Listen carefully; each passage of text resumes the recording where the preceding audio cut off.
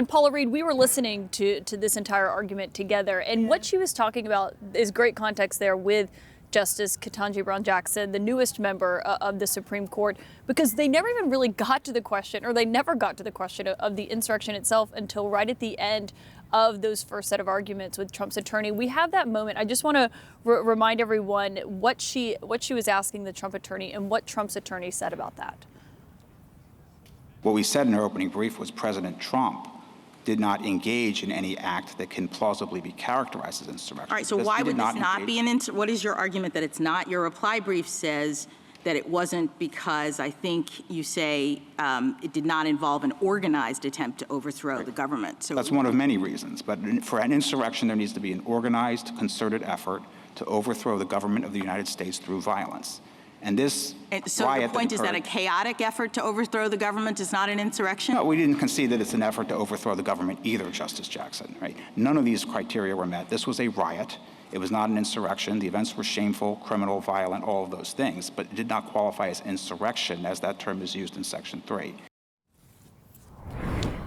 That's notable because this is the first time, really the only time, we heard this question of whether this was an insurrection come up. And it's not surprising that it was Ketanji Brown Jackson who brought it up, because she was actually still a federal trial judge when that first batch of arrests was made in early 2021, and she oversaw some cases. And at least one of those hearings, she made it clear how serious she thought this insurrection was, what a threat she believed it was to democracy. Based on the questions we heard today from the justices, it's unlikely they're going to touch this as a collective, but here she was at least able to get on the record with this. And it's notable that you heard Trump's lawyer at least concede that this was criminal. He's not saying his client engaged in criminal conduct, but of course, hundreds of people have been charged. So that was an important moment. You can tell that was an intentional move by her.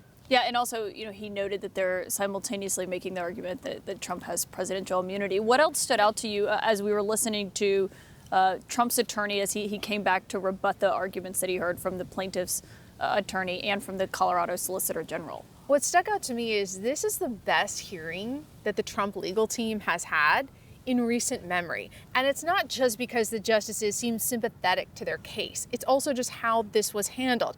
Jonathan Mitchell, again, he's very experienced before the justices. This is his sixth time, but he focused solely on the law. His client didn't factor into this. We've seen very experienced lawyers, great lawyers in federal courtrooms, sometimes saying things that otherwise they wouldn't if they weren't representing the former president, appearing to play to an audience of one, sometimes getting in contentious exchanges with judges.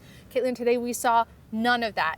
Even when a justice appeared a little skeptical of his argument, he was able to manage up on them on a way that didn't make it contentious at all. It was really interesting to note how he focused on the merits, he focused on the law, and remained respectful, a complete contrast to what we've seen in the two civil cases recently in New York. And it'll be interesting to see.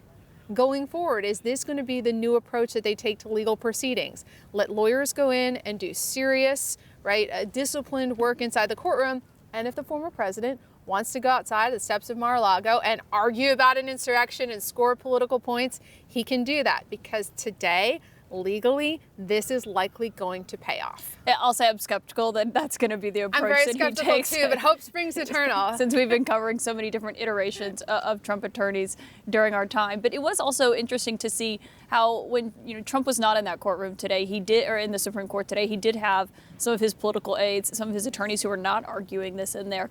But when he came out just now and was initially speaking about this, he didn't seem to resonate with what you just said there, that this was more successful day compared to the other days that we've seen with his attorneys. Yeah, he's probably just, ticked off that we're here at all, right? But this is also a campaign speech. He's fundraising off Exactly, of this. because he called it, as you heard, this is election interference. So even though you have a day where a Supreme Court where he appointed a third of the justices seeming to take his side, perhaps even 9-0, he's arguing that this is somehow election interference. That is an argument that he has made across civil litigation, criminal cases here at the Supreme Court. So it really didn't seem to be a reflection of how he thought the argument is probably what he's going to say, no matter what. I think it's also revealing into the insight of how he sees the Supreme Court in and of itself, because he has been quite wary of how they will treat him in the way that he kind of sees how legal processes play out when it regards him personally. I mean, his attorneys have made clear that he does expect some kind of sense of loyalty, I believe is the word that Alina Habba used, because they are 3 justices that he nominated to the Supreme Court. But he has been approaching this, from what our reporting is, maybe not this case, but certainly the presidential immunity one, with wariness of how they will rule ultimately if they do take that case up. Yeah, it's wild to think, right? You've appointed a third of the court you're going to go up against. With immunity, he should be nervous if the justices will take that appeal and if he would prevail. Here on ballot eligibility, as we saw, they seemed to suggest that they will likely rule in his favor. Immunity, even sources in and around his legal team will concede.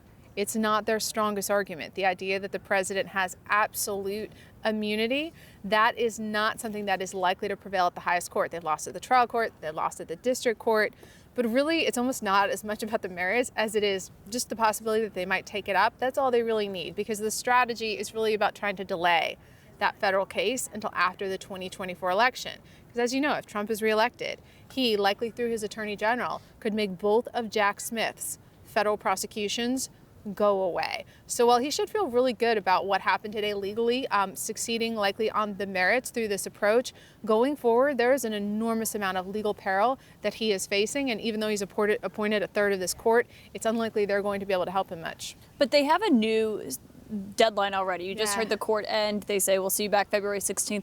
They have a new deadline already on Monday that immediately his legal team is dealing with. They have to file that emergency appeal to the Supreme Court, which we know they're going to do. What have you heard about how they're going to approach that? Because all of their arguments that they made in front of the other courthouse, just not far down the road from here, were rejected by that federal appeals court, including by Republican-appointed judges. So now this is the question. What are you going to do? Because normally what they would do is they would ask the entire circuit to hear their case. They have that option. Do they think they're going to win? Probably not. But again, if the goal is delay, that's your next step.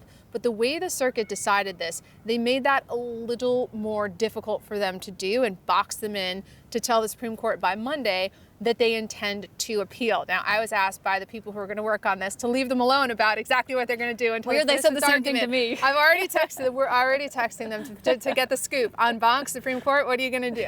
So going forward, they need to map out. Do they want to fight the fact that the circuit has said, you really can't do en banc? Says who? Why doesn't the former president have that right? Do they want to litigate that?